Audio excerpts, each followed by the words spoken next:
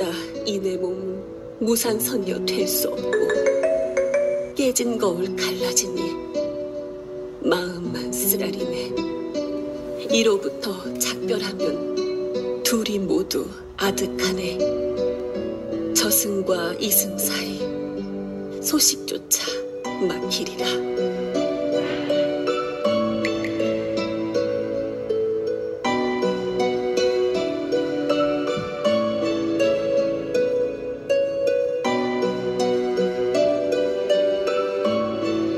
낭군님, 부디 안녕히 계십시오.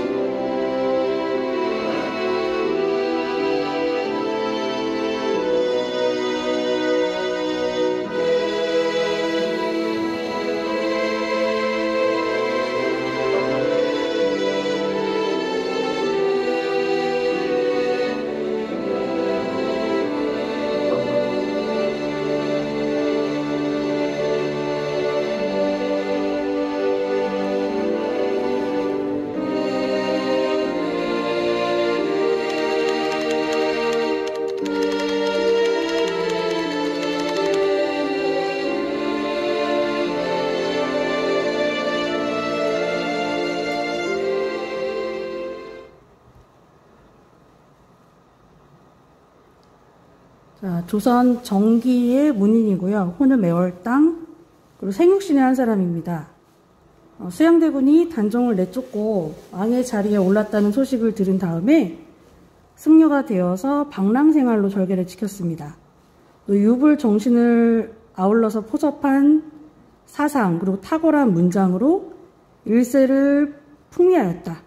주요 작품으로는 한국 최초의 한문소설인 금오신화가 있고 저서로는 매월당집이 있다라고 지금 작가가 소개되어 있는데, 이렇게만 보면 김치습이라고 하는 인물이 어떤 인물인지 잘 와닿지가 않을 것 같습니다. 그죠? 그래서 선생님이랑 같이 한번 김치습에 대하여서 입체적으로 알아볼 수 있도록 하기 위해서 좀 준비를 해봤어요. 나 죽은 뒤 내 무덤에 표할 적에 꿈꾸다 죽은 늙은이라 써준다면 나의 마음을 잘 이해했다 할 것이니 품은 뜻을 천년 뒤에 알아주리. 우리나라 최초의 한문소설 금오신화의 작가이자 신의와 절기의 상징인 생육신의 한 사람 김시승. 나는 그의 삶과 문학을 만나기 위해 떠났다.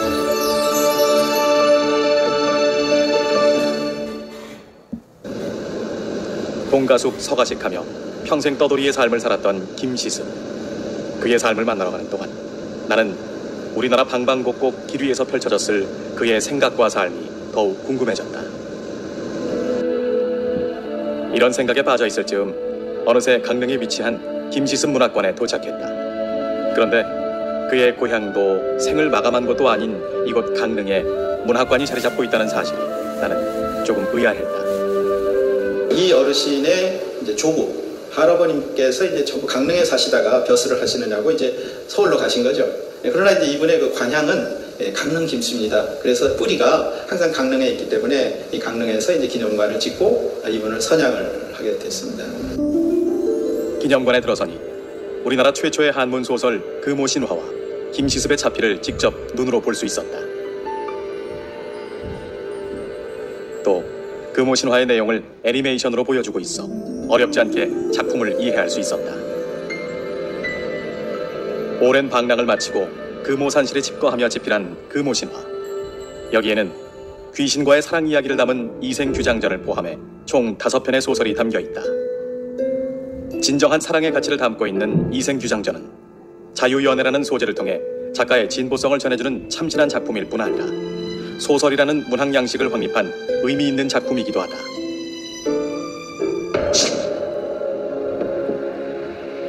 다섯 살의 나이에 세종 앞에서 시를 지어내 감탄을 자아낼 정도로 글솜씨가 남달랐던 김시습.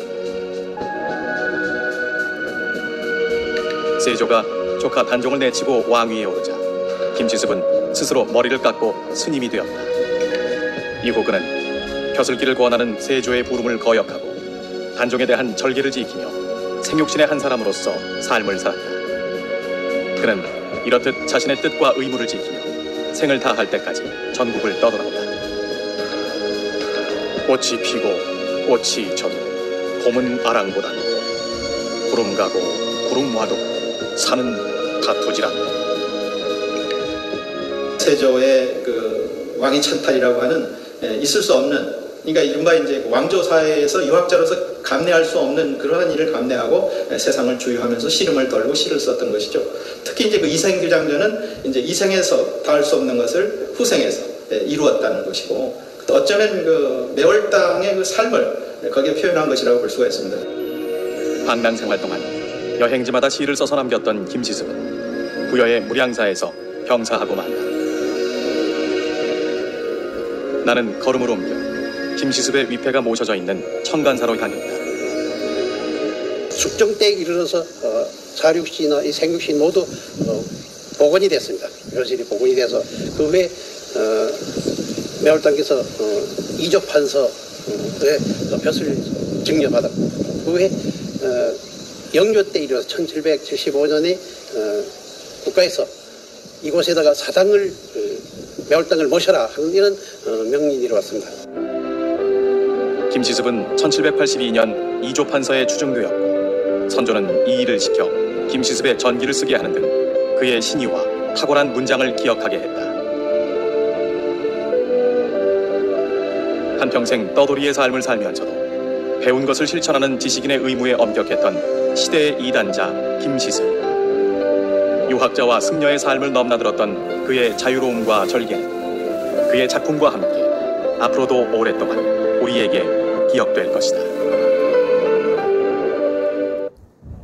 자, 영상을 잘 보았죠? 우리 김시습이랑 그리고 금오신화가 어떠한 작품들이었는지를 한번 잘 살펴보았습니다. 우리 김시습이라고 하는 인물은 조선 전기 때 문인이에요. 그래서 우리 조선 전기 때의 생육신의 한 사람입니다. 시조 4편에서 우리 사육신이 쓴 시조를 공부를 했었는데, 그들을 지켜보면서 굉장히 많은 생각을 했을 거예요. 우리 김시습이라고 하는 인물이 이 이생규 장전이라고 하는 거를 쓰면서 자신의 생각을 담아서 그 주제 안에다가 남녀간의 애절한 사랑에 대해서 썼지만, 사실은 그 안에서 말하고 싶었던 자신의 그 작품 속에 생각이 있었다는 거, 그 시대적인 상황에 대해서 이해할 수 있는 눈을 가져야 될 것 같습니다. 자, 그리고 이 사람이 쓴 이 금오신화라고 하는 작품이 문학사적으로 굉장히 중요한 작품이죠. 금오신화라고 하는 것은 최초의 한문소설이에요. 최초의 한문소설입니다. 우리나라에서 이렇게 소설이라고 하는 작품의 갈래가 등장을 한다라는 것 자체가 굉장히 특별한 작품이라고 하는 금오신화라고 하는 등장이 가장 중요한 이 작품의 포인트라고 할 수가 있는데, 우리 영상에서 아까 금오신화를 보기 위해서 어디로 갔냐면은 강원도 강릉으로 갔거든요. 그래서 선생님도 한번 강릉으로 가 보았습니다. 자, 우리 강릉으로 가면 매월당 김시습의 기념관이 있어요. 아까 영상에서 봤다시피, 아까는 없었는데 여기 이렇게 써 있거든요. 이곳은 한국 최초의 한문소설, 이렇게 지금 입간판을 또 만들어 놨더라고요. 한국 최초의 한문소설 금오신화를 쓴, 이렇게 나와 있거든요. 이렇게 만들어 놨더라고요. 그만큼 금오신화라고 하는 작품 자체가 우리 문학사에서 굉장히 중요한 위치를 차지하고 있고, 그리고 중요한 역할을 하고 있구나 라고 하는 것들. 그러니까 우리 교과서에 이렇게 조선시대 작품 해가지고 제일 처음에 사단원 한국 문학의 역사의 제일 첫 부분에 등장을 하고 있거든요. 그러니까 이러한 부분들을 잘 기억을 해 놓으셔야 된다는 거예요. 그러면 어떤 차이점이 있는가? 우리 이렇게 소설이 등장하기 전까지 사용됐던 것들은 뭐라고 불렀냐면요. 이전에 작품들은 설화적인 측면이 강했습니다. 그리고 이제는 소설이 된 거예요. 그죠? 설화에서 소설로 넘어가게 되는 한국 최초의 한문 소설이 등장을 합니다. 또 이 작품은 소설이면서도요, 전기적인 요소가 강한 그런 작품이에요. 전기적이라고 하는 것은 기이함을 전한다. 어떤 기이한 요소들이 있는지는 잠시 후에 또 자세하게 더 설명을 해드리도록 하겠습니다. 자, 아까 우리 영상에서 살펴봤던 그 금호신화예요. 자, 우리 금호신화 한번 자세하게 보여드릴게요. 이게 처음에 만들었을 때는 다 일본으로 넘어가가지고 1884년도에 일본 동경에서 가지고 온 모습입니다. 지금 현재 강릉에 가면은 볼 수 있는 모습 그대로 이미 촬영을 해왔고요. 자, 옆에 보면은 다른 것들의 금호신화 입판본들이죠. 국문학연구회나 뭐 다른 곳들, 한국학, 문헌 해가지고 금호신화가 그만큼 인기가 많고 사람들이 굉장히 많이 즐겨봤던 소설이구나 하는 것들을 확인할 수 있었어요. 다양한 것으로 다양하게 출판이 되어 있는 모습을 볼 수 있습니다. 이 안에 어떤 작품들이 담겨져 있냐면요. 금오잖아요. 5개. 5개의 기이한, 신기한 그런 이야기들이 담겨져 있거든요. 자, 어떤 내용들이 있는지 한번 볼게요. 자, 김치쌤은 잠시 뒤에 다시 한번 보고요. 자, 이 안에 있는 것들을 보면요. 총 5개 장으로 되어 있습니다. 우리 교과서에 있는 것은 이생규 장전이고 우리가 살펴보게 될 것은 이생규 장전이고요. 첫 번째는 만복사저폭이라고 그래가지고 여기 전시관에 가면요. 제일 첫 번째 저포를 할 수 있도록 이렇게 공간이 만들어져 있어요. 이게 저포할 수 있는 저포장이라고 해서 실제로 체험을 할 수 있게 만들어 놨는데 저포라고 하는 놀이래요. 저포놀이를 하면서 여기서 이긴 거죠. 양생이라고 하는 인물이 있는데 이 양생이라고 하는 인물이 저포놀이를 해서 이긴 다음에 노총각인데 결혼을 하게 된 거예요. 소원을 빌었는데 소원이 이제 결혼을 하게 해주세요 해가지고 결혼을 했어. 외구에게 죽은 여자의 환신을 점지받아서 여자가 갑자기 사라졌어요. 근데 이 여자가 죽은 여자였던 거야. 그러니까 말이 안 되는 그런 기이한 이야기. 그래서 그 사실을 알게 된 다음에 지리산에 들어가서 차치를 감추었다. 라고 하는 1장 이야기고요. 네, 부처님 나오니까 이제 불교 사상이 또 들어있죠. 그 다음에 두 번째 이야기가 우리가 교과서에서 배우게 되는 이생규 장전입니다. 이생이 처녀 이제 최씨라고 하는 이생이랑 그다음에 최씨 여자 둘이 결혼을 해요. 사랑해가지고 결혼을 하는데 총 3번의 위기를 겪고 또 다 극복을 합니다. 그래서 이별도 하고 또 극복도 하고 이러한 이야기를 통해서 사랑을 이룬다라고 하는 굉장히 로맨틱하지만 이 안에 담고 있는 그런 또 사실은 역사적인 배경에 의해서 김지습이 말하고자 하는 다른 내면적인 이야기가 숨겨져 있겠죠. 자, 교과서에서 우리가 본문으로 만나볼 겁니다. 이 안에는 홍건적의 난이라고 하는 실제 사건이에요. 이게 두 번째 이제 위기로 헤어지게 되는 2차 이별으로 등장을 하게 되고요. 여기 기념관에 가면 포토 그 장소로 만들어 놨거든요. 그래서 여기 그 남자가 이생이고 여자가 최씨인데 이렇게 포토존으로 만들어 놨더라고요. 선생님 이렇게 사진 찍었습니다. 여기서 커플들이 와가지고 사진 찍으라고 만들어 놨더라고요. 선생님 이렇게 혼자 찍었는데 여러분들 가가지고 사진 찍고 이렇게 데이트하면 될 것 같아요. 요즘 강릉에 젊은 사람들이 가서 커피 마시고 이렇게 여기 옆에가 바로 그 순두부 마을 거기더라고요. 그래서 많이 놀러 가는 그런 장소여서 이렇게 포토존 만들어 놨더라고요. 옆에 보시면은 이렇게 유불 도교라고 하는 것들을 이러한 옆에 장식물들을 통해서 뭐 이렇게 등장하고 있는 배경들을 통해서 드러내주고 있습니다. 이런 것들 유불 도교의 상징물들 같은 것들도 잘 구현을 해 놓았습니다. 이생규 장전 이거는 이제 교과서에서 같이 한번 살펴볼 거예요. 그 다음에 또 세 번째 치유부벽정기라고 하는 것은요, 이제 중국 은나라 시대 기자를 등장을 시켰어요.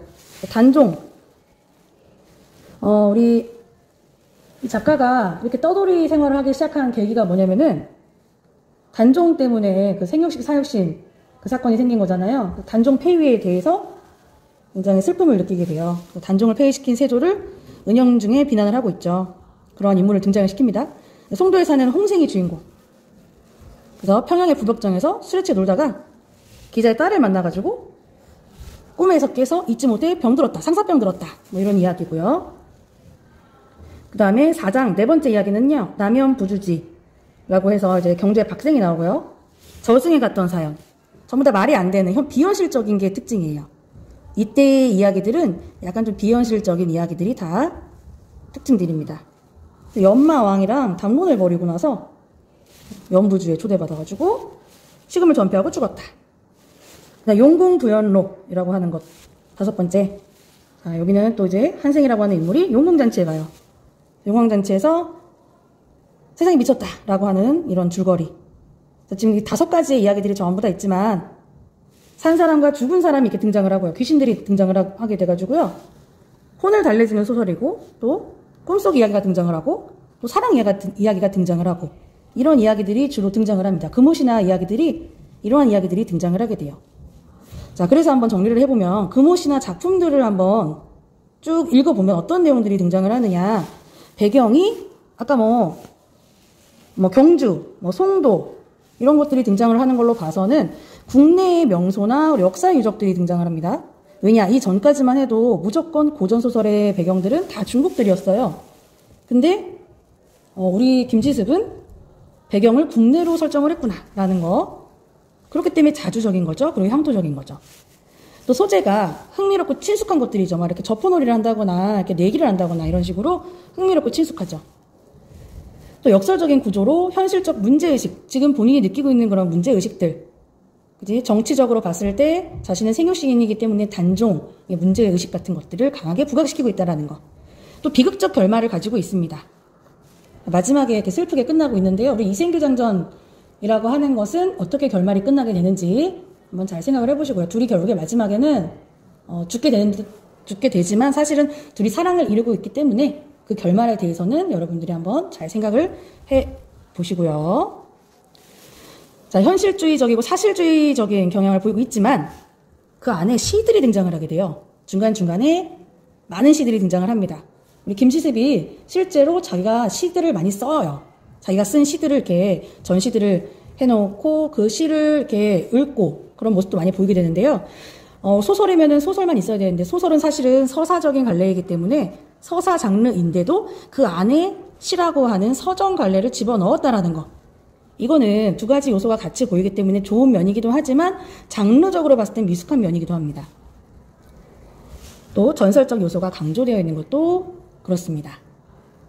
자, 우리 그래서 이렇게 삽입시가 있다라고 하는 것도 이생규장전의 하나의 특징이기도 한데 그 내용은 이생규장전 내용을 공부하면서 시를 집어넣어서 얻을 수 있는 효과는 무엇입니까? 라고 하는 거를 또 같이 살펴볼 거예요. 자, 이생규장전 공부하시면서 결말의 특징 그리고 삽입시를 집어넣었을 때 어떤 효과를 얻을 수 있는가 하는 것들을 같이 다시 한번 확인을 할 수 있어야 돼요. 자, 금오신화라고 하는 것은 매월당이라고 하는, 자, 매월당은 김지습이죠. 김지습이라고 하는 출중한 인물로 인해서 한반도, 우리 조선을 뛰어넘는 천년의 이야기로 세상에 남았다라는 것. 특히 기이한 이야기죠. 기이한 이야기, 기이성. 기이한 이야기를 만들었다라는 것. 그래서 그를 수리사이라고 언급을 하고 있습니다. 자, 다시 한번 정리를 해보면 배경을 더 이상은 중국이 아닌, 그죠? 그때의 우리나라가 그렇게 섬겼던 그런 나라가 큰 대국이라고 불렀던 나라가 아니라 우리 조선에 있는 그 각 지역을 배경으로 삼았다라는 거. 자주적이고 향토적이라는 거예요. 또 우리 인물을 살아있는 인물뿐만이 아니라 살아있는 인물 그리고 죽은 자를 등장을 시켰다라는 거죠. 굉장히 기이합니다. 자, 정치 사상에 있어서 자기의 생각을 담았다라는 거예요. 자기의 생각을 담아서 그 단종에 대한 자신의 충심이라고 하는 것들을 담았어요. 지금 아래 보시면은 요게 그 청룡포에서 여기 지금 단종이 유배를 하고 있는 그 모습이거든요. 어린 단종이. 그래서 이 사람이 어떠한 생각을 하고 있었는가, 그 수양대군이랑 있었던 그러한 이야기들. 이게 금오신화에서 이생규장전을 쓰게 된 배경입니다. 아까 그 영상에서 설명을 했어요. 다시 한번 그 마음을 한번 헤아려 보시고요. 이걸 21살 때 겪었거든요. 그러니까 그 젊은 마음에 이 상황을 겪으면서 그걸 직접 자신이 해결할 수는 없기 때문에 작품으로 남긴 거죠. 방랑 생활을 하면서. 저는 유불도라고 하는 이러한 여러 가지 사상들을 결합을 시켜서 작품 안에서 보여주고 있습니다. 자, 이렇게 금오신화의 5가지, 그 중에 우리는 이생규장전이라고 하는 가장 그래도 아름다운 3가지의 위기는 있지만 그리고 다 극복을 해내는 이러한 재미있는 사랑 이야기를 공부를 해보도록 할 거예요. 자, 그러면 우리 이생규장전의 본격적인 본문학습은 2번째 시간에 한번 해보도록 하고요. 금오신화의 공통점들을 선생님이랑 같이 정리를 해보도록 하겠습니다. 배경과 등장인물. 배경과 등장인물이 우리 민족과